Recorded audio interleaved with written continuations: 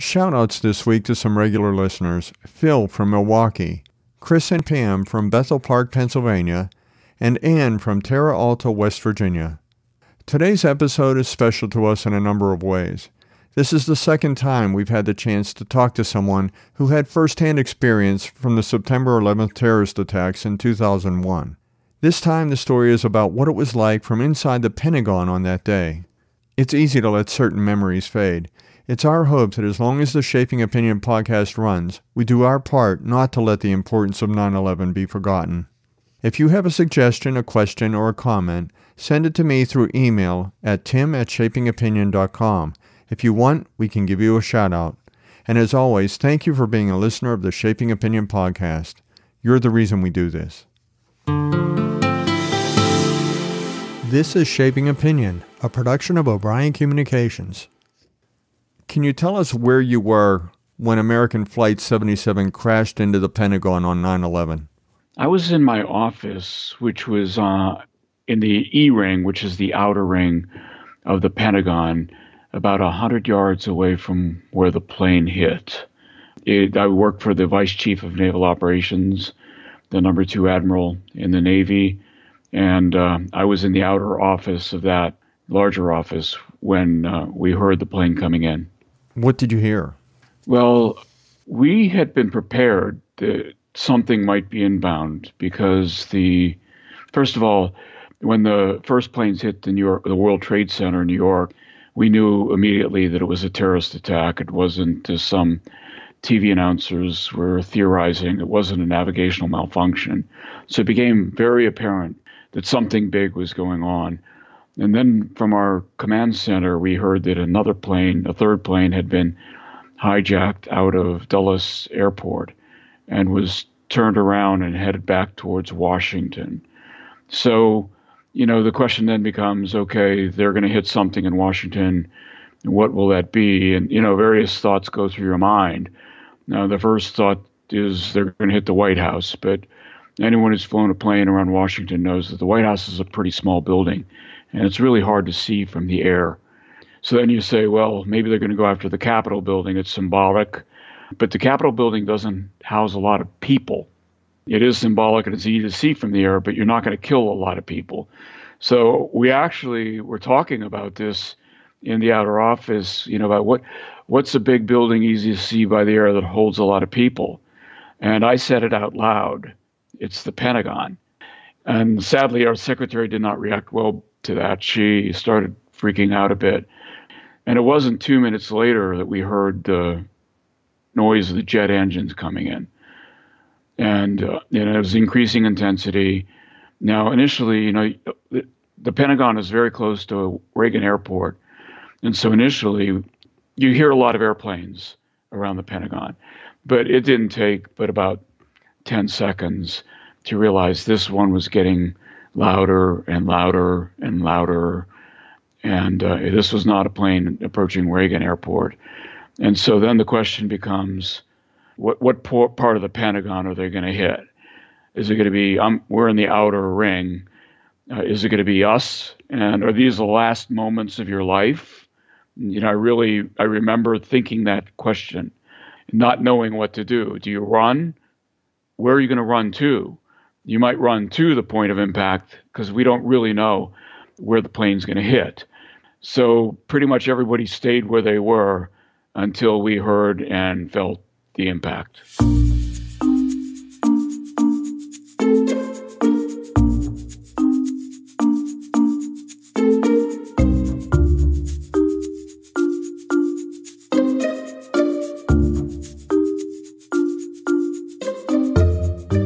I'm Tim O'Brien. In this episode of the Shaping Opinion podcast, we're joined by Captain Bill Toti. He's a retired naval officer who was at the Pentagon on September 11th, 2001. The premise of our podcast is simple. We talk about people, events, and things that have shaped the way we think. Today we'll talk with Bill about his experiences on 9/11, the impact those attacks had on America, and why the Pentagon story often gets lost in the discussion of 9/11, and of course his reflections on that day and the years since. On September 11, 2001, 19 terrorists from the extremist group Al-Qaeda hijacked 4 commercial aircraft. They used those planes to carry out suicide attacks. Their targets were the World Trade Center in New York, the Pentagon in Washington, D.C., and it also appears that another Washington, D.C. target was spared after the passengers on another plane foiled the attack.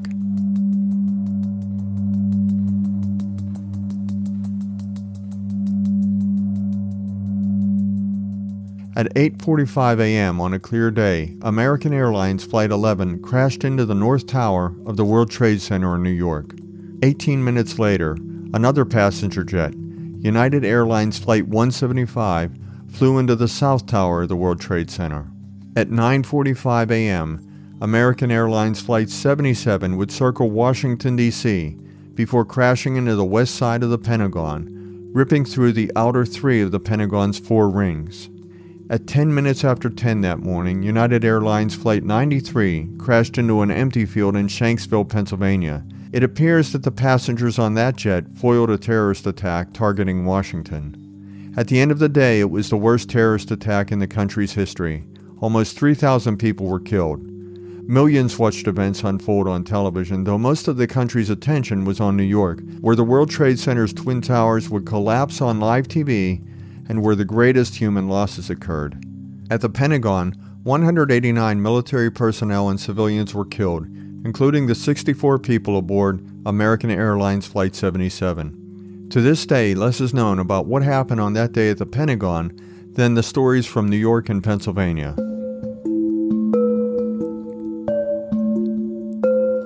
That morning, 5 terrorists went through security at Dulles International Airport at approximately 7:35 a.m. They boarded American Airlines Flight 77 that was on its way to Los Angeles, California. At 8:20 a.m., Flight 77 departed Dulles International Airport. The jet had 64 people aboard, a crew of 6, plus 58 passengers, including the 5 terrorists. The last routine radio communication with Flight 77 occurred around 8:51 a.m. Investigators have guessed that between 8:51 and 8:54 that morning, somewhere over Kentucky, the terrorists took control of the plane. Yeah, this is Indianapolis Center. We I talked to the same guy about American 77. Yeah, I cell called him, but I didn't get a reply back from him. We lost track control of the guys in coast traffic, so we don't really know where his target is, and we can't get a hold of him. You guys tried him and no response? No response. Yeah, we have no radar contact and no communications with him. So if you guys could try him again. We're doing it. All right, thanks a lot. We're doing it, thank you. The hijackers turned the jet southward, and then around 9 a.m., they pointed the plane towards Washington, D.C., all the while causing confusion among air traffic control.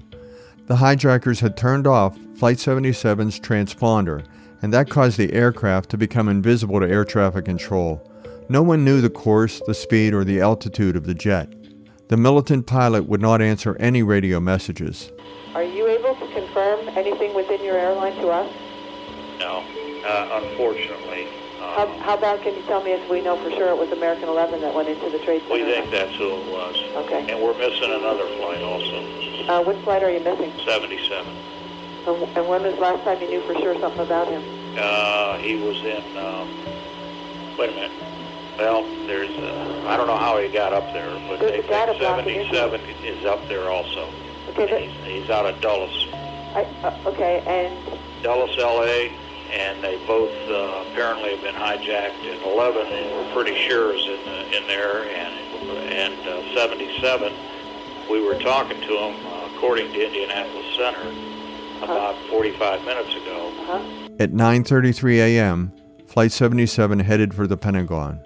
Controllers at Ronald Reagan National Airport told the Secret Service Operations Center in Washington that, quote, "An aircraft is coming at you and is not talking with us." The plane then circled Washington towards its target. At 9:37 a.m., American Airlines Flight 77 crashed into the Pentagon. Captain Bill Toti was there and remembers what it was like that day and in the years since. He has worked in recent years to help keep the story of the Pentagon on that day in the nation's memory. You know, I didn't talk much about it for probably the first 10 years. I I couldn't even talk to my family about it for 3 or 4 years. I mean, when something like that happens, you're exposed to sights that you just can't unsee. And it was a very traumatic experience. And even over the days following the event, I was involved in the recovery effort. And, I can't really tell you which was more traumatic, the actual event itself and the hours that followed where we're trying to help people escape, or the days that followed where we're trying to recover the bodies. They were equally, effective. Affecting me. So for 3 or 4 years, I didn't say a word to anybody about it. Then I started opening up a little bit to the family. And I would say about 10 years later, where, the memories were starting to fade for me, honestly. And I started wondering, if these memories are starting to fade for me, what must it be like for people who weren't there?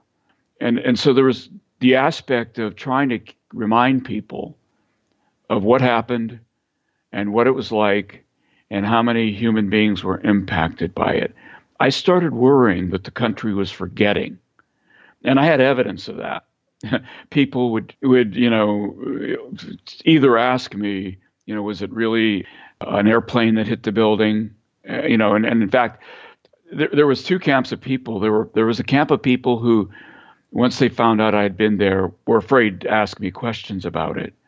And then there was a camp of people, the conspiracy theorists, who were much more open about asking and challenging me on the events of that day. And it was really ironic that the wackos, the people who believed that it was an American attack on itself, that were much more willing to challenge and ask questions about it and probe about the attack than people who knew the truth and just wondered what my experience was like.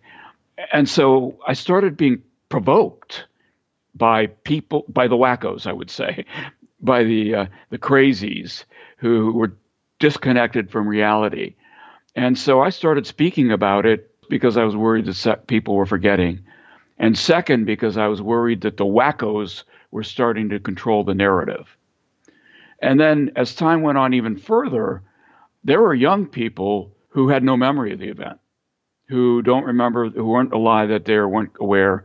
And I started thinking that maybe they needed to hear about it as well. Just like I've been friends to a lot of World War II veterans who share their stories of that war with people who weren't alive. I felt an obligation to start sharing my story with people who had no memory of it. One thing that you talked about, and you referred to the Pentagon as the forgotten 9/11. Could you explain a little bit about that? Yeah, when you first mentioned to people that you were affected by 9/11, personally affected by 9/11, nearly 100% of the time they assume you're talking about New York. And New York was horrible. Much higher death toll than in the Pentagon. But that doesn't make it any less real for those that were affected by the Pentagon. And so I have to remind them that, there were 2 other scenes where tragedy occurred, one in Shanksville, Pennsylvania, and the one I was affected by, which was in the Pentagon. Even to the extent that over the years, I started being affected by a pulmonary condition. And, my wife is convinced it has to do with the smoke exposure I experienced on that day. Well, that can never be proved. When I first went to pulmonologist and said, I've got this problem with recurring lung infections, and it's possible that there was something I was exposed to on 9/11, they always say, "Are you part of the 9/11 study?" And I have to tell them, well, I was in the Pentagon. There is no 9/11 study for the Pentagon. So it's I would say it's an innocent but broad set of amnesia that has occurred with folks that don't have a real profound recollection of what happened on the Pentagon that day. And it's something that I feel an obligation to correct. What was your job title and your job duty on September 10th? I was a Navy captain, equivalent to an Army colonel, and my position was the special assistant to the vice chief of naval operations, the second in charge, the admiral, second in command of the Navy. And really, I was a special projects officer for the number 2 admiral in the Navy. I did a lot of congressional interest items and preparing testimony, managing projects that other members of the Navy staff were tasked with completing. There was a little bit of playing interlocutor between various admirals and the Navy staff, which was a delicate position to be in since I wasn't an admiral myself. But, being not the spokesperson, I wasn't doing that kind of thing for the vice chief, but helping the vice chief getting his job done. And how many people worked with you directly in your office? What size team did you have? There was only about 10 people on the vice chief's direct staff at that period of time. But of course, we had, I don't even know, 800 or 900 people on the Navy staff in the headquarters of the Navy and the Pentagon. Now, I interfaced with hundreds as part of the job, including the people that were on duty in the Navy Command Center, many of which were killed when the plane struck the building. Well, that actually leads me to a question, because you had mentioned earlier that you got that phone call about a plane coming towards the Pentagon, that there were 3 planes in the air. And there was a Captain Gerald DeConto, who was the person that you talked to, and he was on duty watch. Can you describe what happened with Gerald DeConto that day? It was quite ironic, because Captain DeConto was a classmate of mine from the Naval Academy. And we were both physics majors. So we shared many of our classes at the Naval Academy. And then we graduated in 1979. I essentially never saw Jerry again. While we were at the Academy, for some reason I have no memory of, I can't remember why, Jerry's call sign or handle was Fish. And so at the Academy, we knew him as Fish. And so a few weeks before 9/11, I was walking down the passageway in the Pentagon, going from one meeting to the next, and walking towards me is Jerry DeConto, a guy I hadn't seen in over 20 years since we graduated. And so we did a quick catch up, get to know each other, and, made an agreement to have lunch together one day to catch up, more thoroughly. And, that was the last time I saw Jerry. That I knew he was a battle watch captain in the Navy Command Center. When 9/11 happened, we were trying to get information from the Navy Command Center. And information, this is before the plane hit, but after the World Trade Centers were hit. And information was not flowing very well. And I actually suggested I go down to the Navy Command Center and serve as kind of we call in the Navy phone talker, somebody whose job it is to communicate with people that need to know, because I knew how busy they would be down there, and I didn't want to burden them with having to report up to the Chief of Naval Operations, the Vice Chief of Naval Operations, when they had their hands full. And it was actually my boss that stopped me from going down and said, "Hey, look, they're busy. They'll give us information when they have it. Don't bother them." A little while later, the phone rang. And I answered it, and it was Jerry, and said, "Okay, Jerry, what's happening?" And he said, and that's when we found out that the plane had been hijacked from Dulles Airport. And Jerry reported that to me, and then I reported it to the others in the office. And of course, that's when the conversation happened about where that plane could be heading. I expected another call. Jerry said he would call back if he had more information, and it wasn't but a few minutes later when the plane hit. And Jerry was one of those that was killed.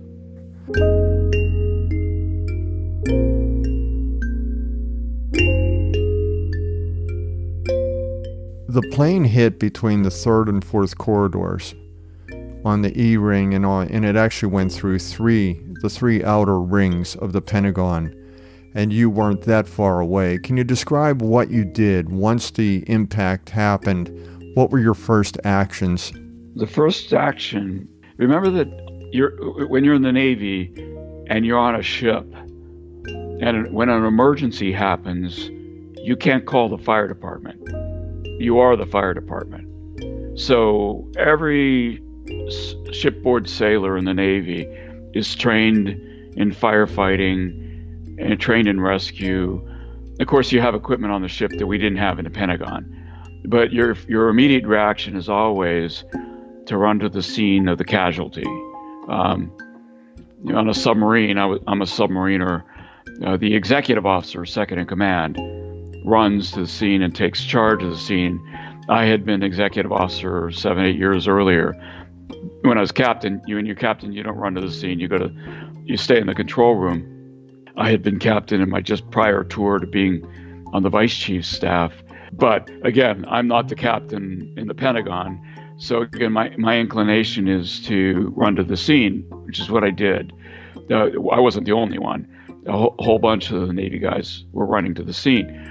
Initially, I was running inside the building on the E-ring corridor towards the point of impact. We, heard the direction the plane was flying, kind of could hear which direction the impact occurred, and so ran in that direction. Smoke was definitely filling up the passageway. It was getting hard to breathe. Dust had been rattled from the ceiling.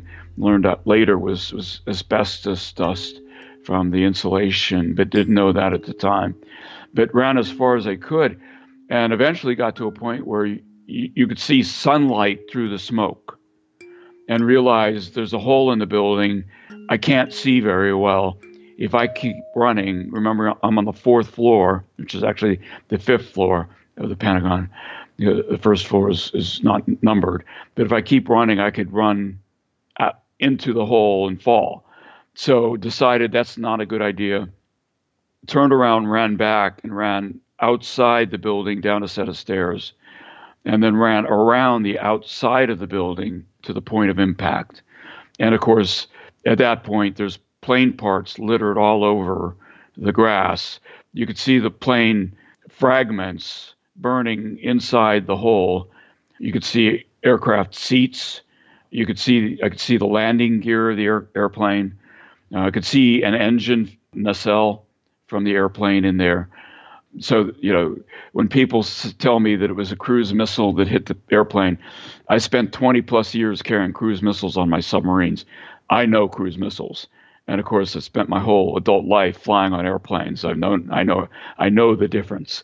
And there's no doubt that it was an airplane. I could even see the lettering from American Airlines on one piece of fuselage that had been torn free. And what had happened when the airplane hit the building was the right starboard wing hit the ground before the airplane hit the building, and kind of kept flowing forward as the airplane penetrated the building. The port wing, the left wing, kind of folded back when it struck the side of the building and followed the fuselage, and the landing gear made the hole in the building, kind of followed them into the building. It exploded in a million pieces of aluminum and parts that kind of flew outward from the building, while the main body and the wings of the airplane continued to flow into the building. So there were pieces of the airplane scattered on the outside, all over the place, I would say within a 200-yard radius of the point of impact. And as well, there was, large pieces, including the landing gear with burning tires inside the building that you could see. What you just described is mayhem, and there was Vice Admiral Pat Tracy. She was the director of Navy staff at that time, and she was going to muster the 1,000-person Navy staff and get them outside. And you were going to accompany her, but you decided that you might have a better purpose. What did you do there? We exited the building together. And Admiral Tracy over the years has become a very good friend of mine. But we barely knew each other on the day this happened. We exited the building together, and it was my intent to go with her to help figure out, who was missing, who was accounted for. But when I saw there was nobody running to the point of impact when I got outside of the building, You could see people evacuating the building and running away, but I didn't see anybody running to the point of impact. And I just said, I've got to go that way. And she let me go. And one of the things I don't talk about very much is the fact that when I finally got around the building to where the plane had hit, there weren't a lot of people there.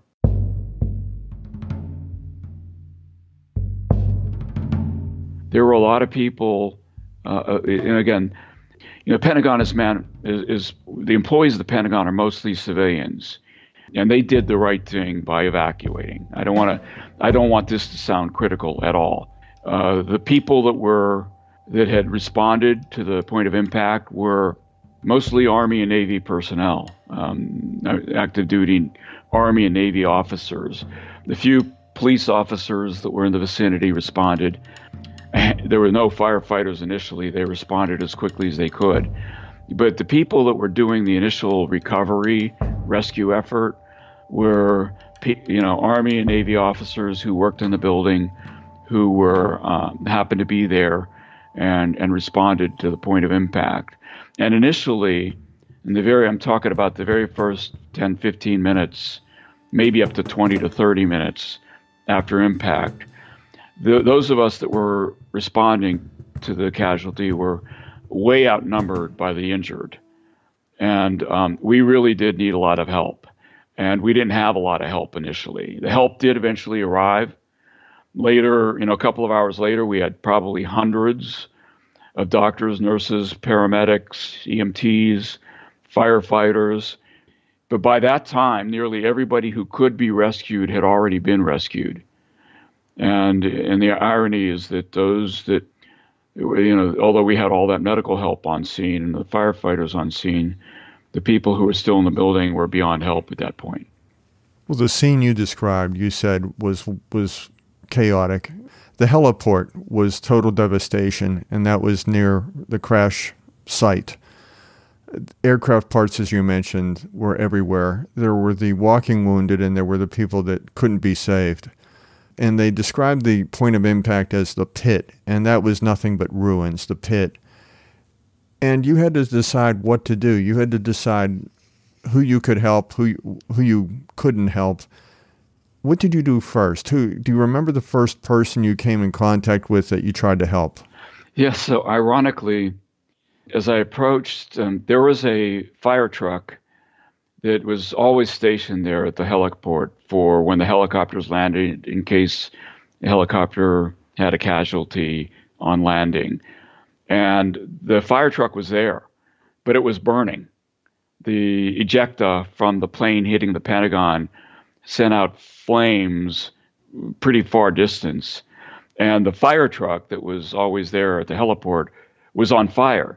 And I saw somebody in the fire truck that was slumped over the steering wheel. And I didn't know who it was or whether they were alive or dead. And I opened the door to the fire truck and grabbed this guy thinking that he was injured or dead. And it turned out he wasn't. He was a firefighter who was sitting with that fire truck when the plane hit, expecting a helicopter to come in. And he was ducked down because of the noise of the fire, trying to communicate on his radio to call for help at Fort Myers Fire Station. And so when I grabbed him and tried to pull him out, he didn't react very well to that. Ironically, I met this gentleman in 2016 when PBS arranged kind of a meeting without me knowing that it was happening, and we got to share our stories from each other's perspective. But once I knew he was okay, there was a person that was laying on the ground. And, I've got vivid memories of each of these people. I kind of get mixed up over the years as to what the sequence, what the order was of who I encountered first. But I do remember a gentleman who was laying on the ground who had somehow gotten out of the building.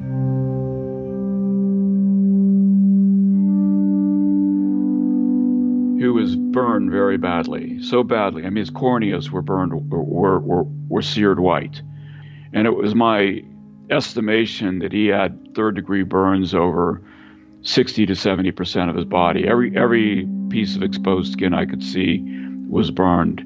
He was in agony. He was still conscious, which surprised me, but he was in agony. And so I remember getting a couple of Army officers who responded, and remember carrying him up away from the burning building up to the side of the road. There was another time when there was another gentleman who was like that, who had stumbled out of the building and was kind of on all fours, crouched down and unable to walk. And so we evacuated him. There was a time when there was a door, an emergency exit to the Pentagon, where the doors were open and the smoke pouring out. And there were people coming out of that exit. You could see some walking wounded, some that needed to be carried. But at one point I saw some movement inside where I expected people to come out, and nobody was coming out. So I ran into the building to see what I could see, and I almost tripped over, because I couldn't see because of the smoke. I almost tripped over a lady who was on the ground. I didn't know it was a lady at the time. I knew it was somebody. And I tried to grab them and couldn't lift them. I was holding my breath, out of breath.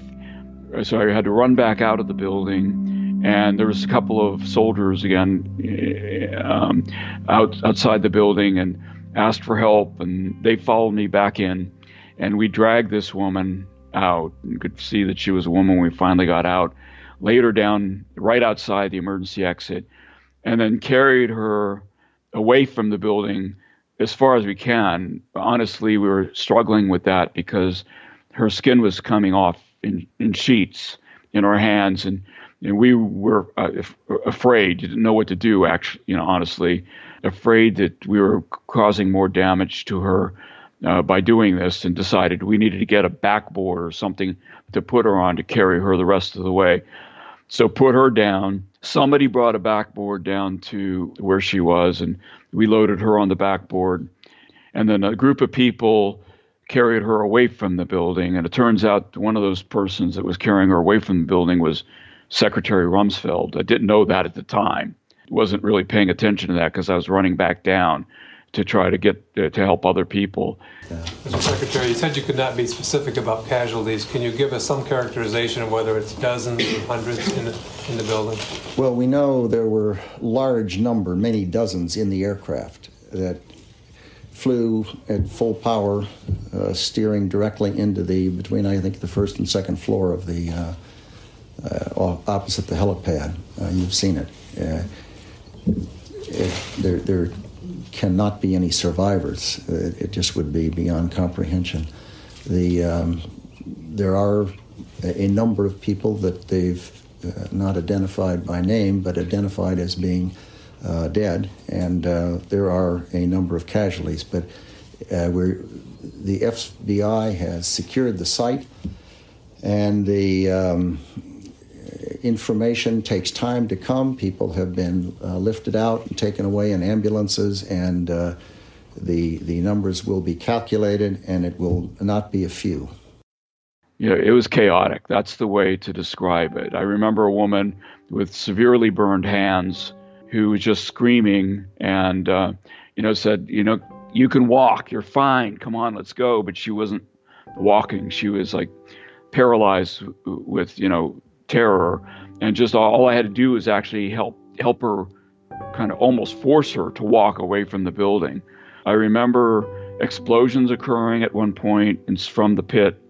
We didn't know what it was. Didn't know if the terrorists had bombs on the airplane, and so ended up having to kind of emergency evacuate some people, even though we didn't have backboards there and stuff like that. We just thought it was important to get away from the burning area. And later we were informed that there were probably oxygen bottles from the airplane cooking off, but we didn't know that. So it was total pandemonium.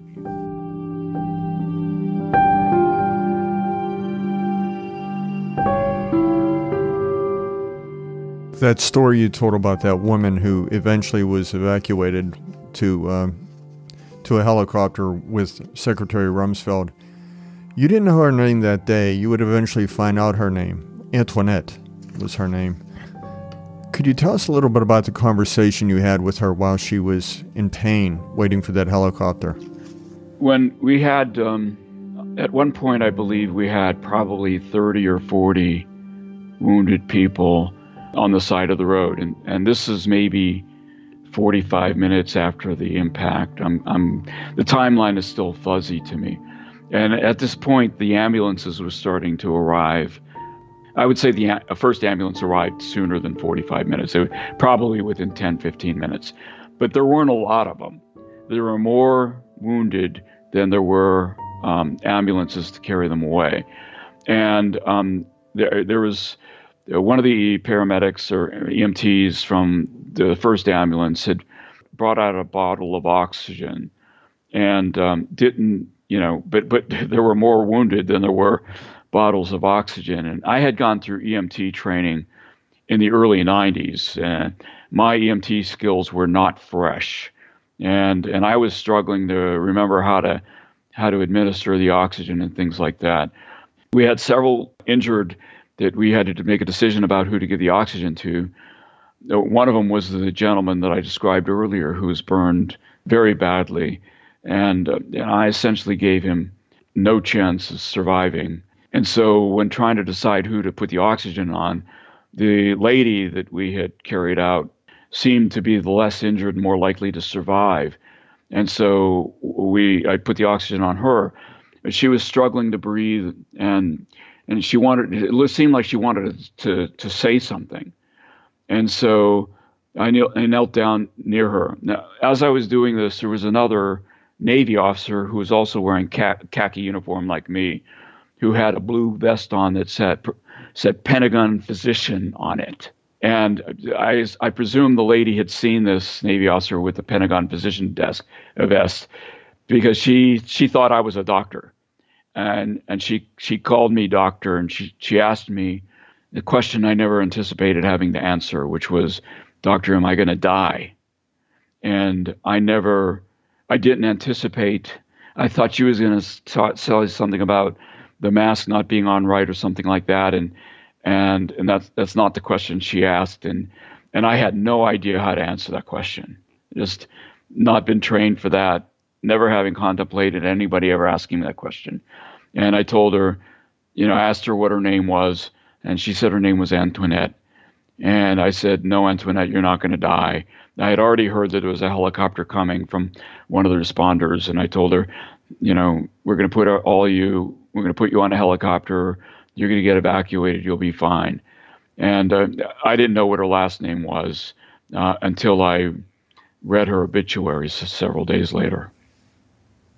After that, after you dealt with some of the initial response, things started to get organized and people started to assign roles. And you were assigned a role, and I thought it was an interesting term. I've never heard it before. It might be something you're familiar with in the Navy. They decided to put you in charge of the expectants. Can you tell us what an expectant is? There were some medical personnel that eventually arrived, and they saw that I had been treating some of the injured on the side of the road. And so somebody asked if I had medical training, and I said, well, I had an EMT training. It wasn't current. I'm not the right person. We have more qualified people here. I'm not the right person to rely on for treatment. And it was a physician. He said, "So you know what expectants are?" And of course, when you go through EMT training, you do the triage training. And in the triage training, you learn various classes of injured, from people who are lightly injured all the way to people that are not expected to survive. And that's the class of expectant. And with expectants in a combat or battle injury situation, all you really try to do is provide comfort. And comfort in the form of morphine injections or something like that. You're not really attempting to treat them because there's not enough resources to treat everybody. So you have to focus your medical attention on the people who are expected to live. And so with my very poor medical training, the doc asked me if I could handle the expectants. And I told him I would be willing to do that. And as it turns out, we had already evacuated everybody who could be rescued. And the job of, taking care of expectants never resulted in anything because everybody was either rescued or already beyond help.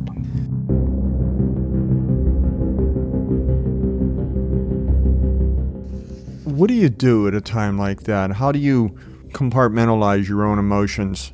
I had never experienced anything like that in my military career. I would say that I'd had to deal with casualties on a submarine while you're submerged in combat-like operations, but nothing with that massive casualty rate, right? So nothing anywhere near as bad as that. But when you're on a submarine and you realize that you have to help yourselves, and through these casualties, you do learn how to not let your emotions get control of your reaction.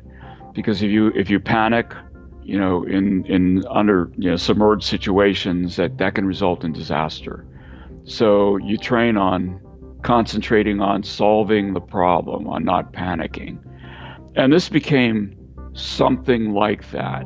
But I will tell you that the horror of the massive rate of casualties was something that you really had to deliberately focus on. It's almost like intentionally creating tunnel vision. You can't become distracted by the massive events that are surrounding you. You have to focus on what's directly ahead and what you're doing in the moment and what you're seeing right now. As people are screaming and other people are rescuing other people, but you have somebody right in front of you that you're trying to help. You can't allow those other distractions to interfere with what you're doing. And that's really the important point. The other thing I'll say is that I was very aware the whole time of the fact that I was personally experiencing what I would call a Pearl Harbor-like event. Pearl Harbor was attacked. It was an inflection point in this nation's history. And I was very aware, even in that moment when I was, running around the field, that this was a Pearl Harbor-like point in America's history. And that, for whatever reason, fate put me in the middle of that, and dozens, if not hundreds, of my compatriots put us in the middle of this moment. And we had to do our best to respond to it and react to it. But then I'd have to put that thought out of my mind and again focus on what was happening right in front of me. So it was a challenging day. It was actually tougher when I came off of the adrenaline, rush or whatever it is later that evening. It was much, much tougher to deal with it then than it was as it was happening. One of the tough things about a situation like this is the fact that you knew the whole time that you were likely to know people that were killed or wounded by the plane crashing into the building. And you probably didn't have time during the actual crisis to wonder about the people in your own office and your close friends. At the end of the day, though, you said the adrenaline went away and you had to start confronting what actually happened. How were the people in your office affected? Well, the secretary I talked about earlier that reacted badly when I surmised that the plane was going to hit the Pentagon wouldn't come back to the building to work for months. I don't even know, because I got transferred. I don't even know if she ever came back to the building. So there were people who reacted like that just weren't going to work there anymore. But most people, and I don't blame them, most people were back at work the very next day. No, we couldn't work in the Pentagon because it was still on fire for about 3 days. But most people, it didn't faze them at all. I shouldn't say it that way. They knew that we had a job to do, and they came back and did it. But, as it pertains to knowing that my friends were affected, yeah, so I knew within 15 minutes that when I got outside the building, 15 minutes after the plane hit, that the point of impact was where our command center was. And that's where my friend Jerry DeCanto was. I had several friends that were in the building at that time. Another friend named Pat Dunn, I knew they were in there. And one of the reasons you want to get in there and help people so badly is you realize that it's your friends in there that you're trying to help. But unfortunately, there was nothing we could do for them. So as you said, immediately after that, there was a recovery effort. And you said the building was on fire for the next 3 days. You had a job assignment right after that day, and that was to be in charge of the recovery effort. How did they assign you to that job, and what was that job? Most people know that there are more people that were attached to the Army staff that were fatalities than were attached to the Navy staff. The Navy staff lost in the neighborhood of 40 people, and the Army staff lost in the neighborhood of 60. But what people don't commonly know is, from the office space standpoint, the Navy staff was reduced to 15% of its pre-9/11 footprint. So most of the offices destroyed were Navy offices. And so we had to find a place to work. And on the September 12th, the next day, everybody was told to report to what was referred to as the Navy Annex back then. It was a building up the hill from the Pentagon. So I reported to work early in the morning on September 12th in the Navy Annex. And it became clear to the admirals that somebody needed to be put in charge of the recovery effort. And let's just say that, I was at hand. It was nothing any more complex than that. I was senior enough to know how to leverage resources, but I wasn't one of the admirals that would be needed to start planning the war that we were about to undertake. And so I was expendable, available, whatever you want to call it. And so on that morning, I was asked if I would be willing to lead the recovery effort. And, again, you realize that this is an inflection point in the nation's history. You're being asked to do a job. You're not going to say no. And so obviously I said, of course I will. And so I didn't know what leading the recovery effort would entail yet. There was no job description for leading the recovery effort. And so it was pretty broad line of duties, from what you can imagine, which is coordinating with the people that were going to go in and recover the bodies, to coordinating with the FBI that was treating this as a crime scene, to coordinating with the people who needed to make sure that the classified material that was affected by it was the Navy staff classified material was properly recovered, to finding people who could locate office space for the Navy staff to work out of in the months it would take to repair the damage, to coordinating with the people that were trying to identify the extent of damage. It was a very wide range of duties, but the one, obviously, of those ranges of duties that affected me the most was when I had to go in and identify the areas that were the Navy Command Center areas before the body recovery effort could initiate. The bodies were still in there, and that was by far the thing that was the most affecting.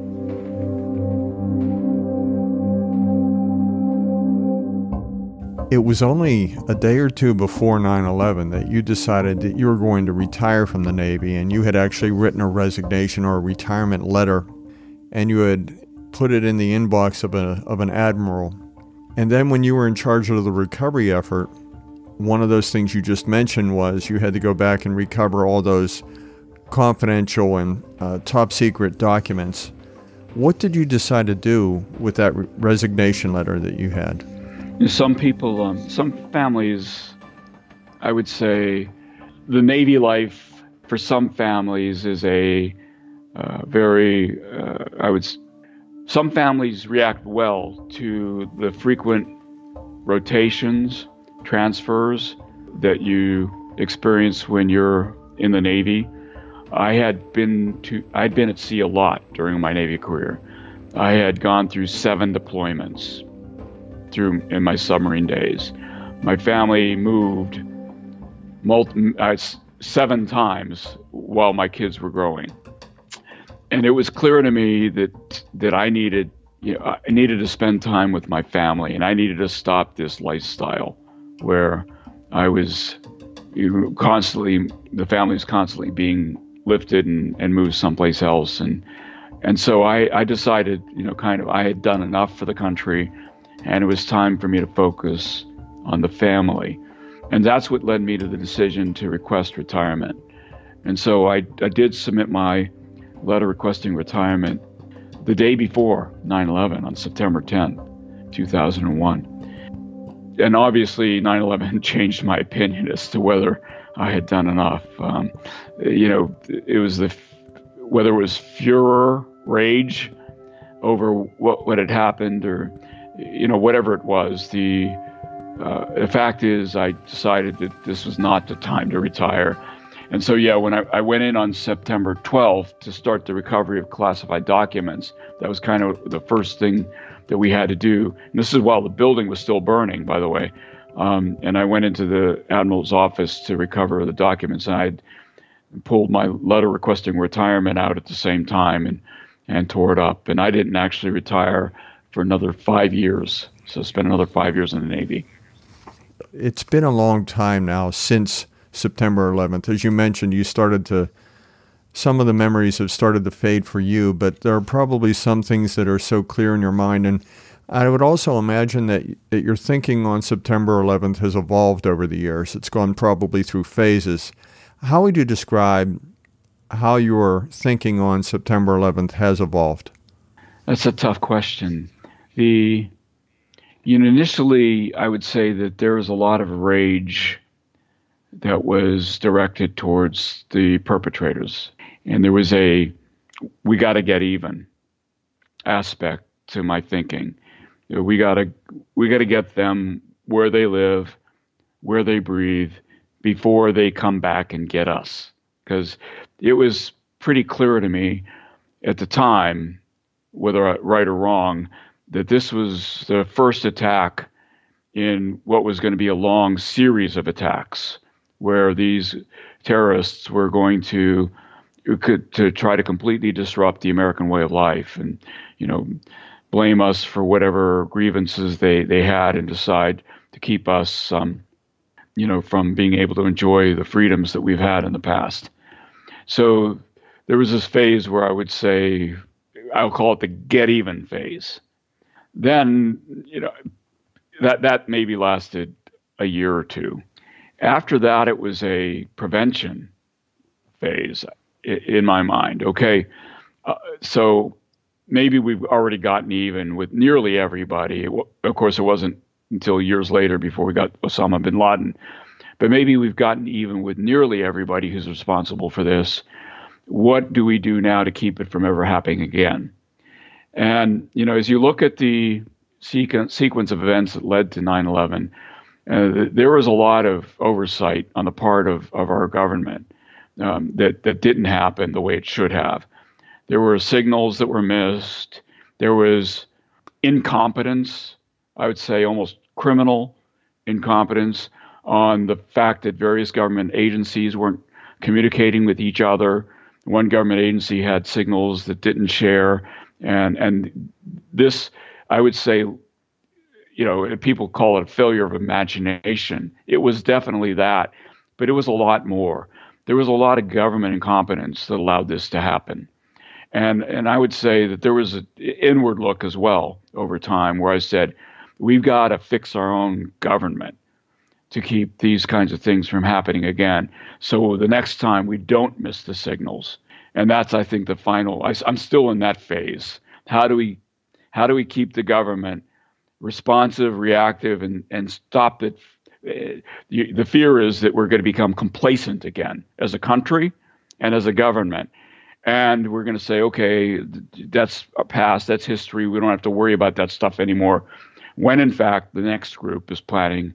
They're going to be different people using different techniques, but I have no doubt that there are people today planning to do something and would do something just as severe if they had the opportunity to do it.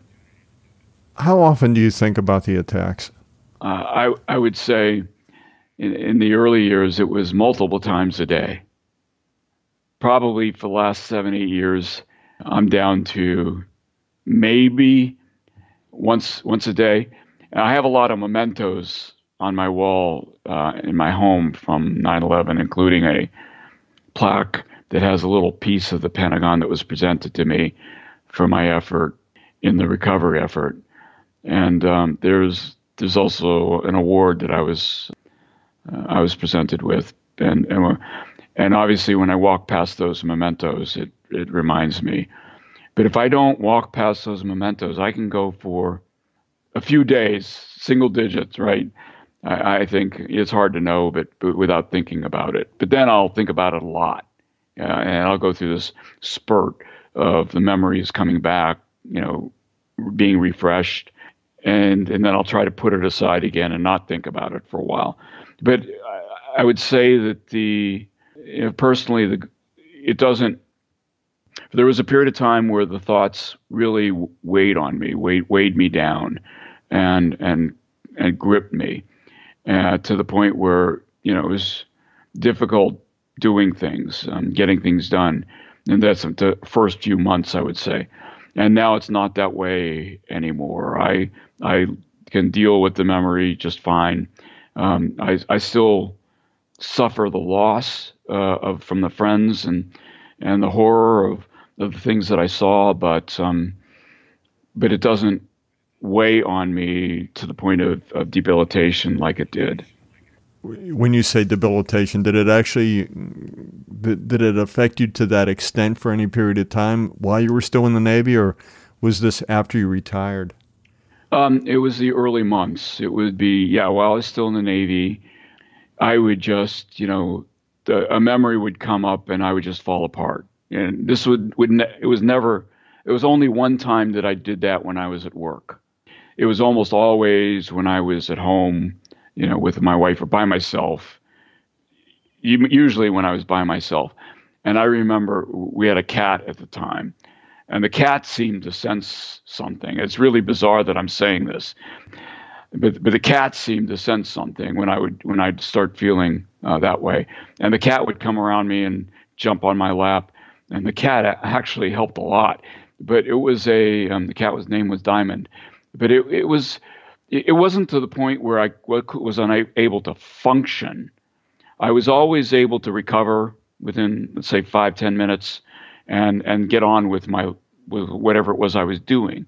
But there were occasions where I couldn't control it, and I just had to let it go. I actually read something once from you, and you quoted somebody else, but it was from a Holocaust survivor by the name of Elie Wiesel. Elie Wiesel said, "The dead ask us, what have you done with my broken future? What have you done with my mutilated dreams? And the best we can do is respond, I tried." That was an important quote to you, wasn't it? It is indeed. Obviously he's talking about the people that, did try to help folks during the Holocaust, and how important it was to remember that you have to do something. The quote that really gripped me early on was a quote by a rabbi by the name of Mark Gellman, who said, when you think about 9/11, it's important that you don't think of it in terms of 3,000 people died. What you have to remember is that a single individual died 3,000 times. And the reason that was so meaningful to me is because of Antoinette. Antoinette was somebody that I, tried to help. I hope trying to live up to Elie Wiesel's, proclamation. But, I didn't watch her die, but I watched her struggle to live, and later she did die. And so I witnessed, a single individual. And that single individual, I think about Usually when I think about 9/11, I think about her. There's nothing for me that personifies that day more than that single human being that didn't survive. And, and I do remember that happened 3,000 times. And that's so important for us to remember. It could have been worse. I think we were lucky it wasn't worse, and it can happen again. And we've got to always remember that it can happen again if we lower our guard and we get to the sense of complacency that we had in the past. It can happen again, and I want to make sure that we do everything we can to keep that from happening. Captain Bill Toti, thank you for joining us today. Well, thank you very much, Tim, and it's a pleasure to be with you. And the really important duty that I think we all have to keep everybody aware of the possibility that this can happen again.